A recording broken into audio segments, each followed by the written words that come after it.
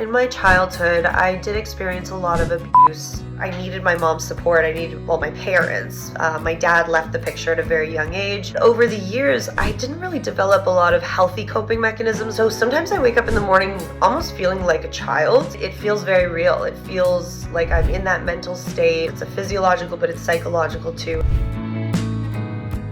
My name is Lori and I am 35. Age regression, it really is when somebody's mindset and sort of ways of thinking in a certain time period are reverted back to a younger time in their life. And it often is something associated with trauma usually. And it's a brain's coping mechanism almost. It's sort of seen as things are too stressful or there's something that's going on. It's so overwhelming for the brain that the brain actually reverts back to a younger childlike state, and the age can depend on the individual, as well as each time it can be different. And so when I wake up in the morning, my brain is sort of in overdrive, and I have to, my brain kind of gets scared of the day to be like, oh my gosh, what's happening? I forget where I am. So sometimes I wake up in the morning almost feeling like a child. It feels very real. There can be a lot of different things that might influence it, like things like stress, things going on in my environment that are overwhelming for me, even relationship issues. Once that does happen, I start to feel kind of giggly and childlike and I don't know what we're talking about. So my younger self, I would say, often likes to kind of like me now, but like to joke around a lot of fun, a lot of playfulness, a lot of innocence as well.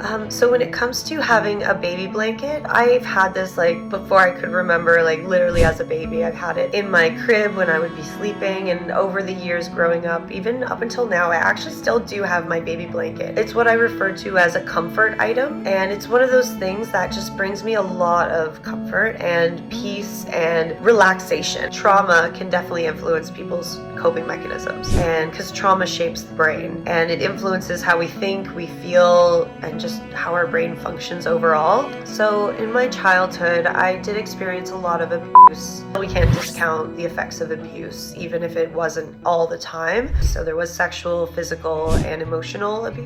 Very, very complicated relationship with my mom. She was physically there, she was in my life, but she wasn't emotionally able to meet my needs. So I was a very high needs emotional child. I needed to be heard. I was feeling such extreme emotion. I needed, my parents.